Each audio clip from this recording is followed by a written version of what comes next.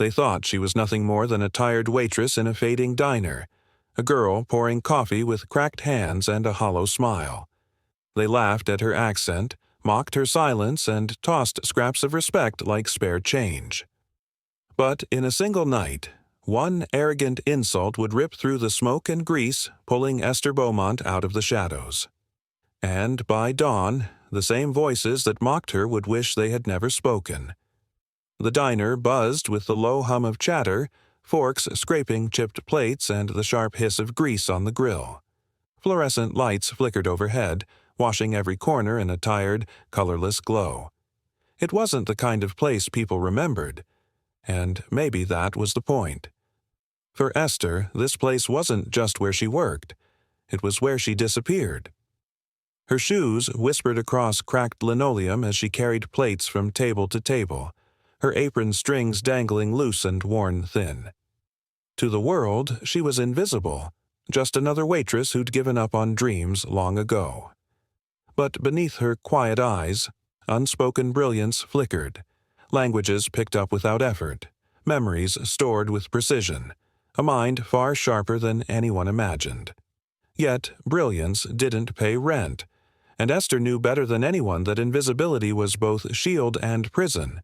Her bills piled up higher each month, her tiny apartment shrank tighter with every overdue notice, and Henderson, her boss, only seemed to notice when she was late or when a customer had something to complain about. Tonight felt no different, until he arrived. The man slid into the counter seat with a confidence that filled the room. His tailored suit whispered wealth, his diamond watch caught the light with every movement, and his expression dripped with casual disdain. He didn't read the menu. He didn't look at Esther. "Coffee," he said flatly, tapping his phone screen without glancing up. Esther poured from the scorched pot, sliding the cup before him with a calm she didn't feel. The man finally looked up, his gaze cold, amused. "You know," he said, raising his voice for the booths nearby, "places like this will hire anyone, even the kind better suited to stay hidden in the back." A ripple of laughter spilled from the corner. Henderson grinned, clapping the man on the shoulder as though the insult were some private joke. Esther's chest tightened. The words weren't new. Whispers of them had followed her before, but something in the way the room chuckled along, something in Henderson's smirk, made the sting sharper than ever. She forced her voice steady. "Is there anything else I can get you, sir?" The man dismissed her with a wave, attention sliding back to his glowing phone screen. Henderson leaned against the counter, smirking. "Don't mind him, Esther. You're used to it." The laughter swelled, echoing against the fluorescent walls. For a heartbeat, shame pressed heavy against her ribs. But then, deep inside, something stirred. Not silence, not retreat, but fire. Because this night would not end the way anyone expected. The diner's door chimed, cutting through the stale noise. In walked a woman who didn't belong, Madame Dubois. Her posture was regal, her coat finely tailored, and her French words spilled into the air like music few could follow. The other waitresses exchanged blank glances. Henderson's smile faltered. Ma'am," he stammered, "English only. You'll have to slow down." Madame Dubois tilted her head, confusion darkening her features. The moment stretched uncomfortably. Customers at the counter leaned in, watching the spectacle. And then Esther spoke. Her voice was calm, fluent, effortless. "Ne vous inquiétez pas, madame, je vais m'occuper de vous." "Don't worry, ma'am, I'll take care of you." The diner froze. Forks hovered midair, coffee cups halted inches from lips. Henderson blinked, his mouth slightly open. Even the arrogant man with the diamond watch looked up from his phone, startled. Esther guided Madame Dubois to a booth, her French flowing with precision and warmth. She took the order, joked lightly about the menu, and made the stranger feel at ease in a place that had just tried to shut her out. Dubois smiled in relief, clasping Esther's hand as though she had found an unexpected ally. Whispers spread across the room. Since when does she speak French? Wait, she understood all of that? Where did she learn that? Henderson snorted, recovering his sneer. Big deal. She knows how to say coffee in another language. Doesn't mean she's special. His words carried louder than necessary, defensive, as though Esther's sudden brilliance had cast a shadow he couldn't stand. But Madame Dubois ignored him. Votre accent est magnifique, she said warmly. Parisien. Rare, even among natives. Esther flushed, unused to praise, unused to being seen. And in the corner of the diner, a man stirred. He wasn't like the others. Not Henderson with his petty cruelty, not the suited customer with his arrogance. The stranger watched quietly, eyes sharp but expression unreadable. He had been there longer than anyone realized, sipping his coffee without fanfare, studying the scene unfold as though he had been waiting for it. He tapped his finger once against the counter, a small gesture, deliberate. When Esther glanced up, their eyes locked for the briefest moment. Something in his gaze unsettled her. Not malice, not ridicule, but calculation. Madame Dubois rose to leave, thanking Esther again, pressing a generous tip into her hand. The diner returned to its rhythm, though the energy had shifted. The invisible waitress had spoken, and the room would never look at her the same way again. Esther slipped the bills into her apron pocket, fingers trembling. She had done nothing extraordinary in her own mind, only spoken words that lived in her, since childhood. But tonight it felt as if the universe had cracked open for just a second, revealing a sliver of who she really was. Still, a question lingered at the edges of her thoughts. Why had that man been watching so closely? And why, as she turned away, did his faint smile feel less like admiration, and more like the beginning of a test? But was this kindness a blessing, or a trap? The diner had emptied out when the quiet man finally rose from his booth. Alexander Sterling. His suit wasn't flashy, his watch not ostentatious, but his presence carried a weight the room hadn't noticed until now. He walked with deliberate calm, every step measured, until he stood across from Esther. "You speak French as though you were born to it," he said smoothly, "but you work here, forgotten, in a place that doesn't deserve you." Esther stiffened.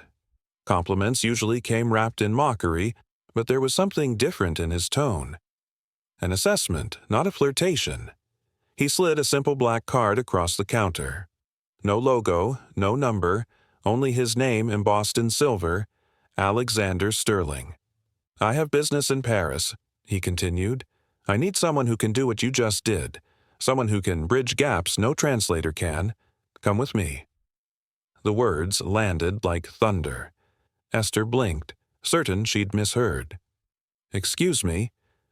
"A private jet leaves tomorrow," Sterling said. "You'd be my guest.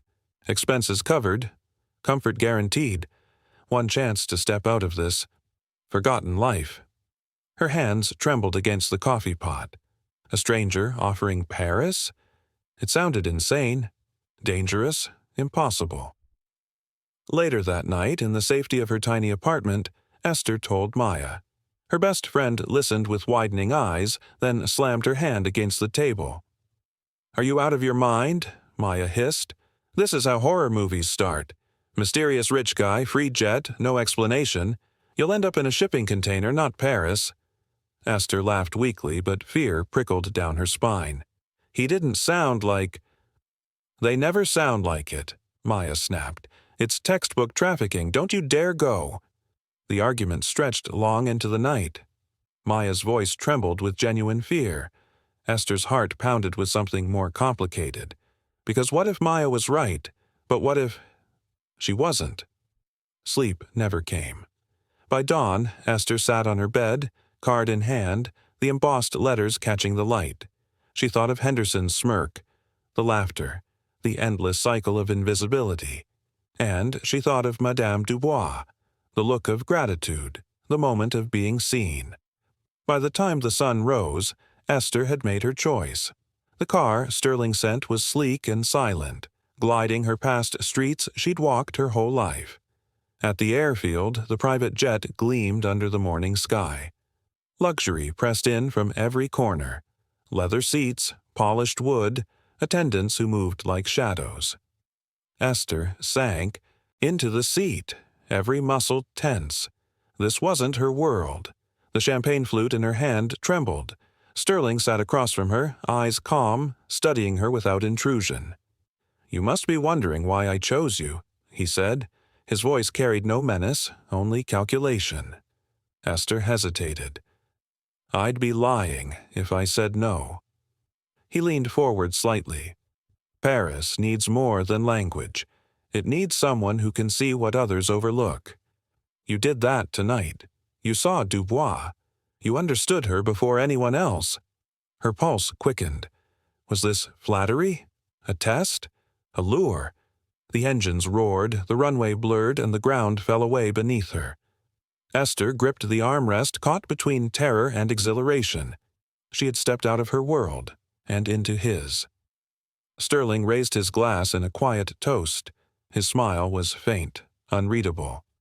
"By sunrise, Esther," he said, "your life will belong to a new world." Paris glimmered beneath the night sky, a city that seemed to breathe in gold and marble. Esther pressed her forehead against the tinted glass of Sterling's car, her chest tightening with every passing monument. The Seine glowing like liquid fire, the iron skeleton of the Eiffel Tower piercing the clouds. For a girl who'd lived her life under flickering fluorescent lights, it felt like stepping into a dream too sharp to be real. But the dream shifted when the gates opened. Sterling's mansion was less a house and more a fortress of wealth. Sprawling gardens trimmed with precision, fountains spilling silver arcs into the night, chandeliers visible even through the towering windows. Esther's shoes clicked against the marble floor as she entered, the sound swallowed by ceilings so high they seemed to mock her smallness. She tried not to stare, but every detail demanded it. The oil paintings whose eyes followed her, the velvet drapes heavy enough to crush her, the quiet hum of staff who moved like they had rehearsed her arrival. Sterling's voice cut through her awe. "Tomorrow, I need you in a room where every word counts. These men aren't just rich, they're powerful, ruthless, and too proud to bend. My team will handle the business. You will handle the people." Esther blinked. "Me?" "You've already proven it," Sterling replied. "At the diner, you bridged worlds without effort. That is rarer than you know." Her throat tightened. She wanted to protest. She was just a waitress, not some negotiator. But Sterling's gaze carried the same unshakable weight it had in the diner, the kind that made refusal feel impossible. That night, a reception filled the mansion with voices as smooth and sharp as glass. Wealthy guests mingled, their laughter echoing under the chandeliers. Esther lingered at the edge, trying to disappear into the wallpaper, but eyes found her anyway. A woman in pearls leaned close to her companion, whispering, "Strange choice for Sterling, isn't it? She doesn't look prepared." A man chuckled, swirling his wine. "Probably some charity case. Americans do love their projects." The words were soft, but the sting was sharp. Esther's skin burned, her fists clenched against her dress. She wanted to shrink, to vanish, but then she remembered Henderson's smirk, the cruel laughter in the diner. That same poison was here too, only dressed in silk and champagne. She raised her chin, eyes sweeping the room, memorizing faces, postures, tones. They might dismiss her, but she saw the cracks, the nervous twitch in a banker's eye, the clenched jaw of a diplomat's wife, the way laughter faltered when masks slipped. Sterling noticed her watching. For the first time, he smiled. A real smile. Faint, but approving. Later, alone in the guest room, Esther stood by the window, Paris stretching endless and alive below her. The night air carried whispers of both promise and danger. She pressed her palms against the glass, her reflection staring back. The waitress who had once been invisible, now standing at the gates of power. But her stomach churned. Tomorrow wasn't a diner. Tomorrow wasn't one arrogant customer. Tomorrow was a stage where one mistake could ripple across nations, and tomorrow one wrong word could destroy it all. The conference room shimmered with cold luxury.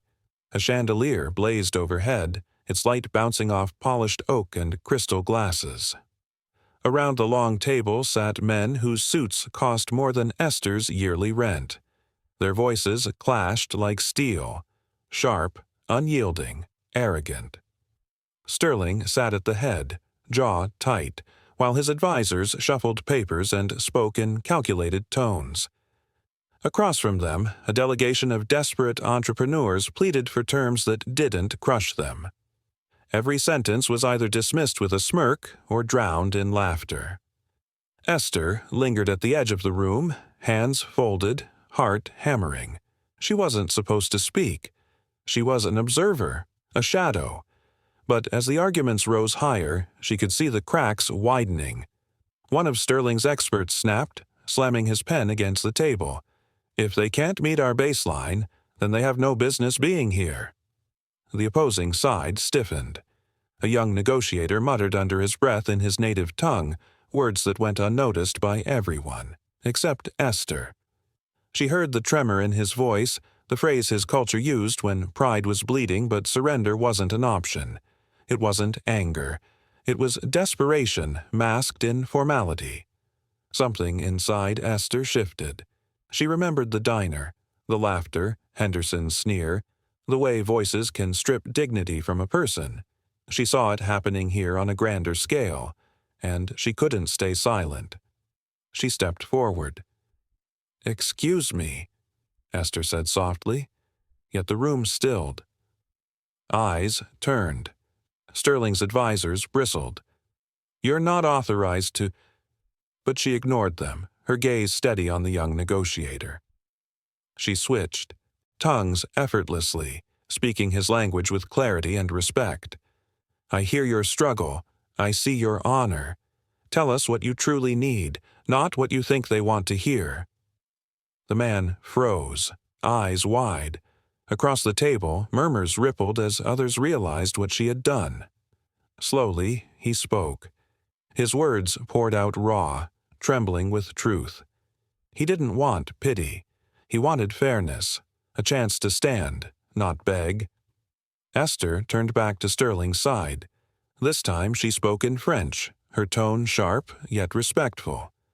"You risk not only losing a deal, but losing dignity on both sides. Pride will not feed families. Greed will not sustain trust. If you wish to build something lasting, it begins here, with respect." Silence swallowed the room. The chandelier hummed faintly above them. Even Sterling, who never looked surprised, leaned back in his chair, eyes narrowed with intrigue. The entrepreneurs straightened, their shoulders less burdened. Sterling's men shifted uncomfortably, caught between outrage and awe. For a moment, Esther feared she had gone too far, that her voice, once again, would be mocked and crushed. Then the elder statesman at the table, a man known for his stubborn pride, gave a single nod. "Perhaps," he murmured, "we should listen." And just like that, the room shifted. The tone softened. Negotiations resumed, not as a war, but as a fragile bridge being built word by word. Esther exhaled slowly, heat rushing to her cheeks. She had turned humiliation into strength, not with wealth, not with authority, but with empathy that no one else dared to wield. Sterling's gaze fixed on her, sharper than ever, unreadable, and when the final terms were set, it was clear to everyone in that room who had saved the negotiation. But what Esther asked next would shock even Sterling. The deal was signed. Papers exchanged hands, seals pressed into parchment, and for the first time all night the tension in the room eased. Sterling's advisers still looked rattled, their pride bruised, but even they couldn't deny the truth. The agreement had been salvaged, not by them, but by the woman they had dismissed as irrelevant. Esther sat quietly, her hands folded on the polished table, trying to steady the storm of adrenaline inside her. She should have felt relief, and she did, but layered beneath it was something sharper. Resolve. As the room cleared, Sterling approached. His expression carried that same unreadable calm, but his eyes were different now. Watchful, almost cautious. "You saved the negotiation," he said simply. "They would have walked out. You gave them a reason to stay." Esther met his gaze. "I didn't save it for you," she replied softly. "I saved it for them, for their dignity, and for mine." For a moment, silence stretched between them. Then Sterling did something rare. He laughed. Not mockingly, not coldly, but with genuine surprise. "You are wasted in diners and uniforms," he said. "Whatever future you want, I can arrange." Esther straightened, her shoulders squared. The timid waitress, the invisible girl, was gone. "No," she said firmly. "Not arrangement, partnership." Sterling blinked. Few people spoke to him that way. But there was no hesitation in her voice, no plea for mercy or charity. She wasn't asking to be saved. She was claiming her place. "Partnership," he repeated slowly, tasting the word. Then, with the faintest nod, he extended his hand. "Very well. Partnership." Esther took it, her grip steady, unshaken.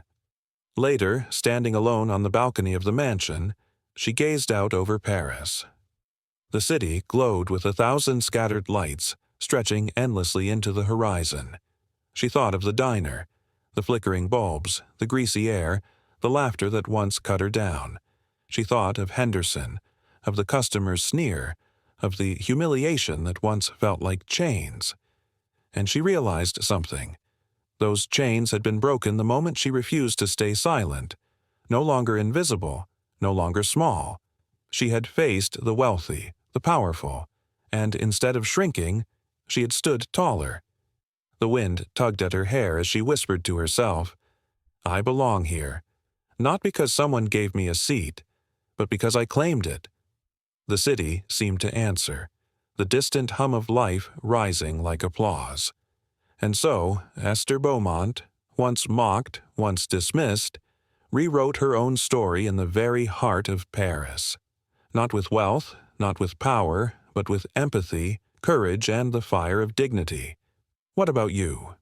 What would you have done if opportunity came disguised as an insult? Tell us below.